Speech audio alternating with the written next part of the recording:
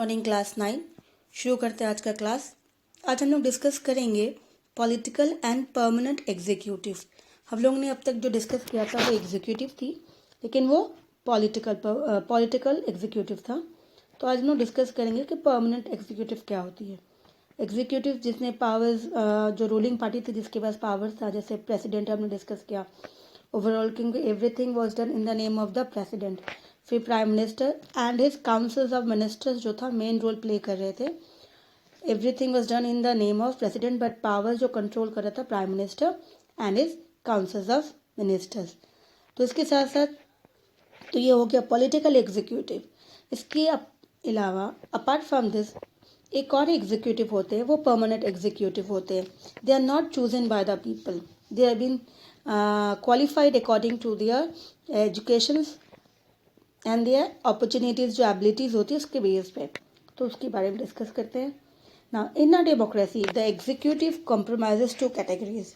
जो एग्जीक्यूटिव होते हैं उसके टू कैटेगरीज किया गया। First category which is elected by the people for a specific period के लिए जो चुनाव जीतते इलेक्टेड होते हैं उसे पॉलिटिकल एग्जीक्यूटिव के नाम से कहा जाता है। तो जितने सारे एम पीज MLAs होते हैं, when they will elected by the people, then they will be moved to a particular ministry they will held and they are going to do their work. तो इस तरह से जब उनको काउंसिल ऑफ मिनिस्टर्स के post मिलते हैं तो वो बन जाते हैं पॉलिटिकल एग्जीक्यूटिव में चले जाते हैं। Political leaders fall in this category who take major decisions to run the country. तो यहाँ पे मोस्टली देखा जाता है कि पॉलिटिकल जो एग्जीक्यूटिव होती है उसका काम क्या होता है। उनका काम होता है to run the country, because जैसे मैंने किया prime minister and his council of ministers they are having the power, ruling powers उनके पास होती है, तो they are going to run the country. तो ये हो गया पॉलिटिकल एग्जीक्यूटिव। दूसरी कैटेगरीज के जो पीपल्स है, जो परमानेंट एग्जीक्यूटिव है, peoples are appointed through written examinations. तो ये जो है इनके जो क्वालिफिकेशंस के बेस पे, रिटन एग्जामिनेशन के बेस पे, on a long term basis, मतलब जब तक इनकी जो एज क्राइटेरिया होती है, किसी की 60, हर स्टेट्स की अलग अलग होती है, किसी में 65 है, किसी में 62 है, तो उसके अकॉर्डिंग वो तब तक अपने एज लिमिट, जब तक उनका एज जो है उतना ही वो वर्क करेंगे। This category is called the permanent executive. इसे परमानेंट एग्जीक्यूटिव के नाम से कहा जाता है, या फिर हम इसको कहेंगे द सिविल सर्विसेज।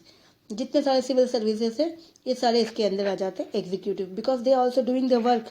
ये भी वर्क करे, गवर्नमेंट को सपोर्ट करे to run the country smoothly. तो ये सारे हो गए हमारे परमानेंट एग्जीक्यूटिव।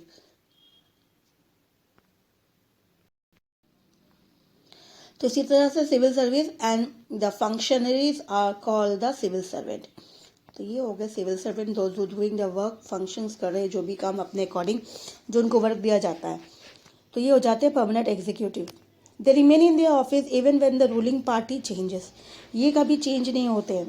ये अपने, जैसे हमने डिस्कस किया कि ये अपने वर्क अपने according to their life time, जो उनका टाइमिंग है 65 और 62, वो अपने वर्क अपने उसके टाइम तक अपने ऑफिस में रिटेन रहेंगे। हाँ, मूविंग होती है, ट्रांसफ़र होता है, बट वो अपना वर्क कंप्लीट करेंगे।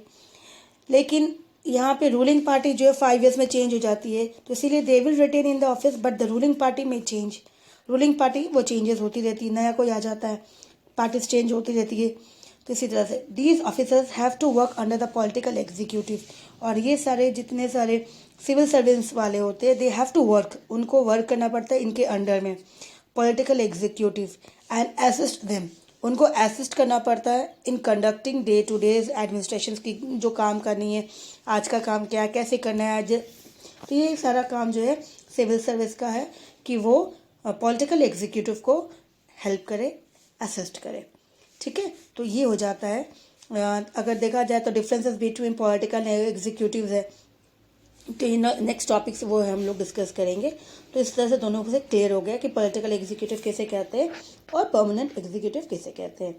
अब मूव करते हैं हम लोग नेक्स्ट में कि why the political executive began been given more power than the permanent executive. अब ये क्वेश्चन आता ही है कि जहाँ पे जनता ने उनको 5 ईयर्स के लिए चूज़ किया है, लेकिन उनके पास ज़्यादा पावर है, और वहीं पर जहाँ पे उन्होंने अपनी रिटन एग्ज़ाम के थ्रू वो पास आउट हुए एग्जामिनेशन के बाद, और वो परमानेंट रहते हैं, फिर भी वो उनके पास पावर ज़्यादा क्यों नहीं है। सिंपल सी है क्वेश्चंस अगर ये दिमाग में अगर आती है कि why the political executives have been given more power than the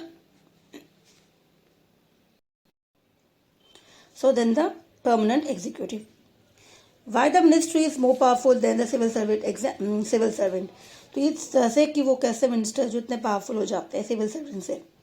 the civil servant are more educated. देखा जाए तो सिविल सर्वेंट जो है वो मोर एजुकेटेड है, बहुत पढ़े लिखे होते हैं, एक्सपर्ट्स होते हैं अलग अलग अपने फील्ड के नॉलेज के, अपने सब्जेक्ट्स के. द एडवाइज़र, वो एडवाइज करते हैं, working in the finance ministries के अंदर ये उनको एडवाइज, जो मिनिस्टर्स होते हैं उनको एडवाइज करते हैं. Have more knowledge about economic than the finance ministers. ये देखा जाता है कि जो फाइनेंस मिनिस्टर होते हैं उनसे कहीं ज़्यादा नॉलेज जो सिविल सर्वेंट वाले होते हैं, because they are more expert in their knowledge, अपनी सब्जेक्ट में ज़्यादा एक्सपर्ट होते हैं. Often the ministers have very little technical knowledge. Even उनके जो मिनिस्टर्स होते हैं उनके पास टेक्निकल नॉलेज की भी कमी होती है about the subject that comes under the ministries के अंदर जो भी सब्जेक्ट्स आता है, तो उन सब में उनकी नॉलेज जो है कम होती है, बल्कि सिविल सर्वेंट की नॉलेज ज़्यादा होती है.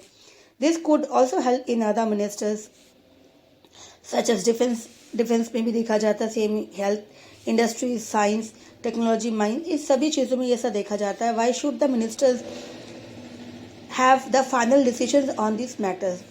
भले जब इनके पास इतनी नॉलेज नहीं होती है फिर भी सिविल सर्वेंट उनको असिस्ट करते हैं, उनको एडवाइस करते हैं, उस सब्जेक्ट मैटर में उनको बताया जाता है कि आपको कैसे करना चाहिए, लेकिन फिर भी जो फाइनल डिसीजन लेने का वो पावर होता है वो किसके पास होता है? वो सिर्फ और सिर्फ मिनिस्टर्स के पास होता है. ऐसा क्यों? The reasons behind is very simple, because in a democracy the peoples when it's supreme. क्योंकि हम डेमोक्रेटिक कंट्री में रहते हैं, democracy, we are democratic governments having peoples rule, जहाँ पे पीपल्स रूल्स मीन्स पीपल्स की विल, उसकी इच्छा, जनता ने अपनी इच्छा जगाई, इनको वोट दिया, इन्हें पावरफुल बनाया, मोर पावरफुल बना दिया, जिसका मतलब the minister is an elected, कि उनको चुना गया है, रिप्रेजेंटेटिव, जनता ने अपनी इच्छा से उनको वोट देके अपनी एरिया के लिए उसको चूज किया गया है. So thus the power to exercise the will of the people on the behalf, ताकि वो जनता के बिहाफ में वो पावर यूज किया जाए. He or she is ultimately answerable to the peoples for all the result of his or her decisions. और वो कुछ भी गलत करे, जैसा भी काम करे, तो वो जवाब भी कौन देंगे? जनता जिसे चूज करके उसको उन्होंने मिनिस्टर्स बनाया है वही आंसरेबल होंगे टू द पीपल. वो जनता को जवाब भी देंगे, जो भी काम करेंगे, रिजल्ट जैसा भी होगा. The ministers decisions decides the overall structural and aims and in which decisions on the policy should be made. अब मिनिस्टर से डिसाइड करते हैं किस चीज़ पे कैसे काम करना है, डिसीजन क्या लेना है, क्या एम है, और इसे हमें आगे कैसे बढ़ाना है. ही और she takes the advice of experts. इसके लिए वो एडवाइस ले सकते हैं एक्सपर्ट से, टेक्निकल फील्ड के जो मैटर्स, जो सारे सिविल सर्वेंट्स हैं उनसे एडवाइस ले सकते हैं. However experts often hold different opinions और place more than one options before the ministers. और इसी तरह से उनके पास जो होता है, जब वो डिस्कस करते हैं मिनिस्टर्स सिविल सर्वेंट से, दैट वाज परमानेंट एग्जीक्यूटिव से, तो उनके पास वो उनको बहुत सारे, एक ओपिनियंस नहीं, बहुत सारे ओपिनियंस देते हैं. अब इनके पास चॉइस क्या होगा कि इनमें से सबसे जो इम्पोर्टेंट और सही ओपिनियंस होता है, ये चूज़ करने का हक किसके पास है, पावर किसके पास है? मिनिस्टर्स के पास है. So this happen usually in a large organisations. ये होता है कब? जब कोई भी ऑर्गेनाइजेशन छोटा नहीं होता है, बहुत बड़ा होता है. Those who understand the overall scene take the most important decisions, not the experts. तो यहाँ पे जो पूरी ओवरऑल जो सीन होती है उसको समझना, फिर उसके बेस पे उसको डिसीजन लेना, ये डिसीजन जो है वो मिनिस्टर ही लेता है, ना कि वो सिविल सर्वेंट वाले एक्सपर्ट्स लेते हैं. तो इसीलिए the experts can show the path, but somehow someone with a larger view decide the destinations. तो एक्सपर्ट्स का काम है रास्ता दिखाना, रास्ते पे चलने का काम होता है किसका? कि उसे अपने डेस्टिनेशन जो भी उसने सोचा है उसको आगे लेके, अपने व्यूज़ को आगे लेके बढ़ना है, और वो मिनिस्टर्स का काम होता है. So in a democracy only elected members play this role. क्योंकि अब यहाँ पर जनता ने इनको पावर दिया, तो जनता जब इनसे पूछेंगे कि आपको हमने पावर दिया था, आपने अपना काम क्यों नहीं किया, तो इसीलिए ये काम इनका ही है, और इसीलिए जनता ने इन्हें ज़्यादा पावरफुल बनाया है. अब आता है next, how are decisions taken, कि डिसीजन जो होता है वो कैसे लिया जाता है, यूजुअली कैसे ये काम करती है। तो usually decisions are taken in the cabinet meeting. देखा जाए कि कैबिनेट मीटिंग में डिसीजन लिया जाता है, क्योंकि वहाँ पे सारे जो मोस्टली जो मिनिस्टर्स होते हैं, कैबिनेट मिनिस्टर्स, ये सारे वन मिनिस्ट्री को कंट्रोल करते, sometime more than one ministry उनके पास होती है। So because it is not possible for all the ministers to meet regularly, कि सभी वो रेगुलर मीट करे और डिस्कस करे सारे मैटर्स को। सो इसलिए it is parliamentary democracy in most countries is often called as the cabinet form of government. तो जो जिसको जो काम दिया गया, तो सारे मिनिस्टर्स पॉसिबल नहीं कि सारे एक साथ मिलकर डिस्कस करें। तो जिस कंट्री में कैबिनेट्स होती है, कैबिनेट फॉर्म ऑफ गवर्नमेंट होती है, that was parliamentary form of government होती है, तो मतलब वहाँ पे कैबिनेट मिनिस्टर्स तो होंगे ही। तो ये कैबिनेट मिनिस्टर्स का ही मेनली जो रोल होता है, पावर्स को प्ले करती है वो, तो ये मिनिस्टर्स ही मीटिंग कंडक्ट करना, डिस्कस करना। तो इसीलिए इस मीटिंग को और इसके टर्म्स को कैबिनेट मीटिंग या फिर कैबिनेट वर्क के नाम से कहा जाता है। तो the ministry may have different views and opinions, but everyone has to consent to every decision of the cabinets. अब मिनिस्टर सारे अलग अलग अपने अपने व्यूज़ बताएंगे, लेकिन अपनी ओपिनियंस देंगे, but they have to consent. उन सभी को उस सभी चीज़ों के ऊपर हमें देनी पड़ेगी अपनी अपनी कंसेंट कि हाँ, हमें आप पे भरोसा है, आपने जो डिसीजन लिया वो सही है, ताकि वो मिलके काम करे एज अ टीम वर्क। तो ये बहुत इंपॉर्टेंट है कि वो अपना कंसेंट देंगे जो भी डिसीजन लिया जाएगा उसके अंदर। No ministry can publicly criticize any decision of the government, even if it is about any ministry और डिपार्टमेंट। तो ये बहुत इंपॉर्टेंट होता है, टीम वर्क है। तो ये कोई भी मिनिस्ट्री जो है किसी को क्रिटिसाइज नहीं कर सकेंगे एक दूसरे को पब्लिकली सामने। एवरी मिनिस्टर हैज़ सेक्रेटरी, सारे मिनिस्ट्रीज के पास एक उनकी सेक्रेटरीज होती है, और वो जो होती है सिविल सर्वेंट होते हैं। They provide the essential background informations to the ministers to take decisions। और उसमें सेक्रेटरी का काम क्या होता है, क्योंकि ये कौन है, ये परमानेंट एग्जीक्यूटिव है, तो उनका काम होता है कि उसके पीछे जो डिसीजन लेने वाला, जो काम करने वाला, उसकी पूरी बैकग्राउंड तैयार करके मिनिस्टर्स को बताना है पूरा का पूरा। The cabinet is assigned by the cabinet secretaries, और कैबिनेट को इज असिस्टेंट। तो हर कैबिनेट के पास एक कैबिनेट सेक्रेटरी होती है, जिसके अंदर सीनियर सिविल सर्वेंट भी होते हैं। तो सिविल सर्वेंट की भी सीनियर्स होते हैं, तो सीनियर सिविल सर्वेंट होते हैं वहाँ पे, वो ट्राई टू कोऑर्डिनेट, वो सभी जो है मिनिस्टर्स के साथ मिल के कोऑर्डिनेट करके पूरे वर्क को परफेक्ट बनाने की कोशिश करते हैं।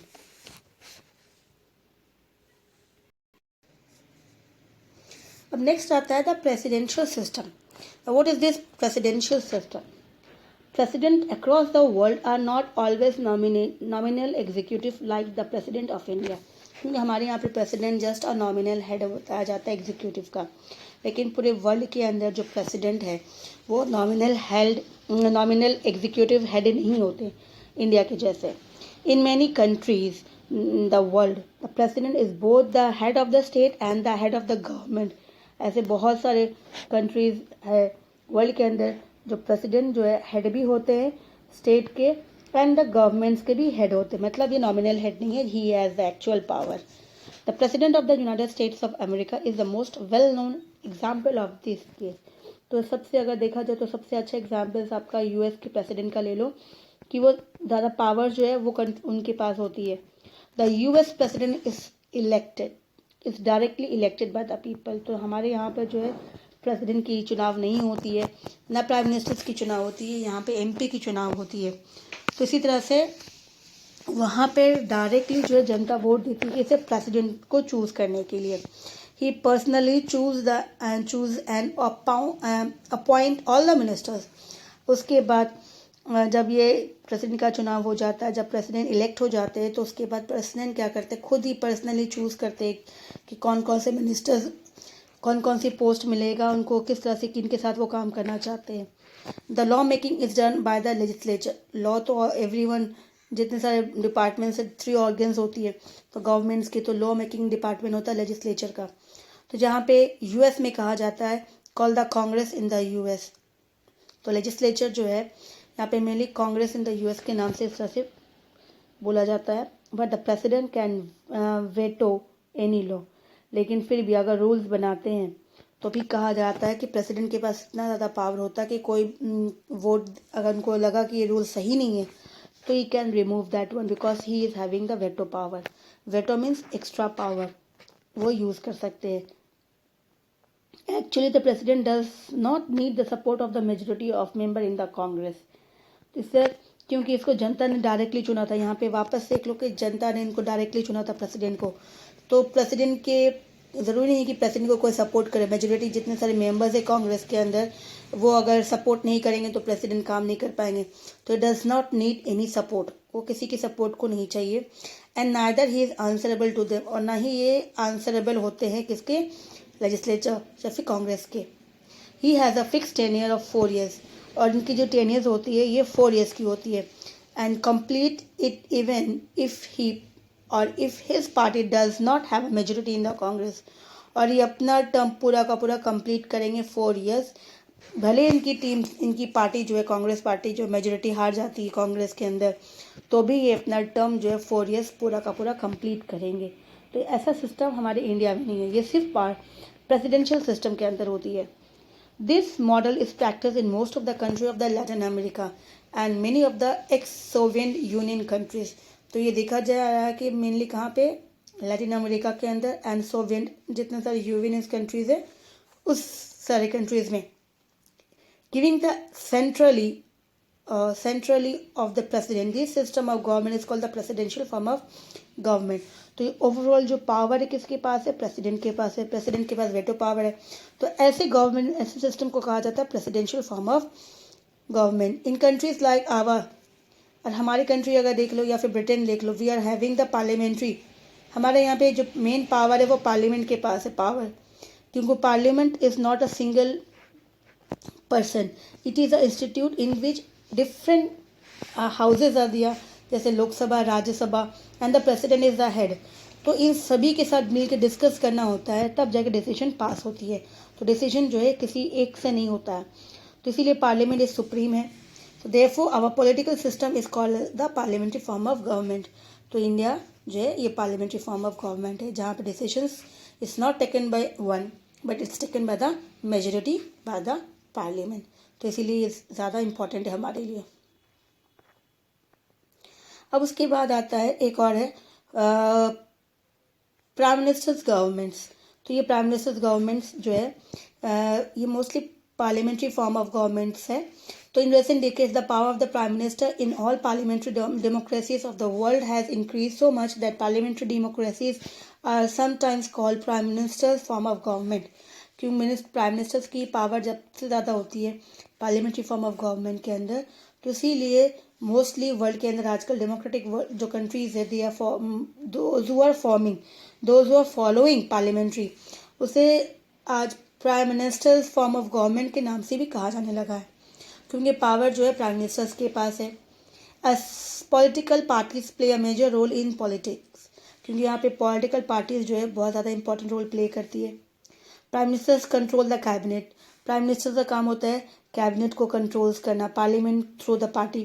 फिर पार्लियामेंट को भी कंट्रोल करते हैं क्योंकि उसके पास पार्लियामेंट के अंदर जो उनकी पार्टी होती है उसके थ्रू. The media also add to this trend by making politics and election as a competition between top leaders of party. Media भी बहुत ज़्यादा इंपॉर्टेंट प्ले करती है, क्योंकि इनके बीच में वो दिखाते हैं कितने सारे लोगों के बीच में कॉम्पिटिशन है और कौन कौन लोग इसके अंदर कॉम्पिटिशन में भाग ले रहे. तो मोस्टली टॉप लीडर्स होते हैं, टॉप पार्टीज होती है. In India too we have seen such a trend. India में भी सेम चीज़ और ये ट्रेंड फॉलो होता है प्राइम मिनिस्टर्स. अब एग्जाम्पल है कि Jawaharlal Nehru the first prime minister of India exercise unlimited power. उनके पास बहुत ज़्यादा पावर था because he had great impact over the public. Impact होगा PACT, ठीक है, स्पेलिंग गलत है, PACT, impact over the public. Public के ऊपर उनका बहुत ज़्यादा अपना एक देखा जाए कि लोग उनको बहुत मानते थे. And he was also the freedom fighter. तो इसी तरह से he has good impact on the public. तो इसी तरह से Indira Gandhi was also powerful leader. उसके बाद जब उनकी daughter I Indira Gandhi, she also having the important, उन्होंने भी अपना अच्छा खासा रोल प्ले किया पॉलिटिक्स के अंदर. Compare to other minister in her cabinet में जितने सारे मिनिस्टर्स थे उनके अकॉर्डिंग कंपेयर किया तो of course the extent of power कि पावर्स जो है वो बढ़ता जा रहा है wider by prime minister. Also depend on the personalities भी डिपेंड करता है. पावर होने से भी इम्पॉर्टेंट होता है कि that person who is handling the power वो कैसा है। तो इसीलिए इस पर डिपेंड होता है उसकी personalities of the person holding the chair, कि कौन उस चेयर पे है। तो इसी तरह से जिस तरह से जवाहरलाल नेहरू इम्पॉर्टेंट थे और इंदिरा गांधी, जैसे आज मान लो हमारे that was honourable prime minister Narendra Modi, that was also having a good personalities, कि वो इस तरह से वो हैंडल कर सकते हैं। However, the rise of coalition politics in the recent year imposed certain restrictions on the power of the prime ministers. लेकिन आज जो coalition government, मतलब जब कोई सिंगल पार्टी मेजोरिटी नहीं ले पाती है तो मोर देन 2-3 पार्टी जब वो मिल जाते, ज्वाइन करते हैं, तो 2-3 पार्टी मिल के फिर एक गवर्नमेंट बनाती है। तो जब अब गवर्नमेंट बनने के बाद उनका लीडर बहुत इंपॉर्टेंट होता है, दैट वाज प्राइम मिनिस्टर। तो उनका लीडर को चूज करना, अब यहाँ पे 2-3 पार्टी है, तो उन कौन से पार्टी से प्राइम मिनिस्टर्स को चूज किया जाएगा, that will also a very important decisions. तो जिसके लिए कहा जा रहा है कि कोलिशन गवर्नमेंट्स के कारण, पॉलिटिक्स के कारण आज थोड़ा सा प्राइम मिनिस्टर्स जो है, अगर ये कोलिशन गवर्नमेंट के प्राइम मिनिस्टर्स बनते हैं then it has some restrictions powers को लेके, क्योंकि यहाँ पे सारे पार्टीज को कंट्रोल करना और पावर्स को कंट्रोल करना ये थोड़ा सा मुश्किल हो जाती है। The prime minister of a coalition government can not take decisions as he likes, क्योंकि इसको फिर डिस्कस करना पड़ता सभी पार्टी से। अगर सिंगल पार्टी होती तो वो इजीली डिसीजन डायरेक्टली ले सकते थे, लेकिन अभी 2-3 पार्टी होती है तो इसलिए वो डिसीजन जो है सबके साथ डिस्कस करने के बाद ही होगा। तो he has to cooperate with the different groups and factions in this party as well as among all the alliances party. तो जितने सारे उनके ग्रुप्स हैं उनके साथ डिस्कस करना, जितने अलायंसेस पार्टी आई थी उनके साथ बैठ के डिस्कस करना, तब जाके वो डिसीजन ले सकते हैं। Also he is to consider the views and position of the coalitions, कि उनकी सबकी अलग अलग जो व्यूज है उनके साथ वो क्या चाहते हैं, किस तरह से, तब जाके वो डिसीजन ले सकते हैं। तो ये एग्जैक्टली देखा जाए कोलिशंस गवर्नमेंट का ट्रेंड जो शुरू हुआ है 1991 के बाद से हुआ है। तो अब हमारा जो था नेक्स्ट टॉपिक है जुडिशरी है। तो जुडिशरी जो है हम लोग नेक्स्ट क्लास में करेंगे। तो हमारा जो है लेजिस्लेटिव एंड एग्जीक्यूटिव दोनों ऑर्गन्स कंप्लीट हो गया है। अब हमारा लास्ट टॉपिक रह गया जुडिशरी, जो हम लोग नेक्स्ट क्लास में करेंगे। ठीक है, थैंक यू।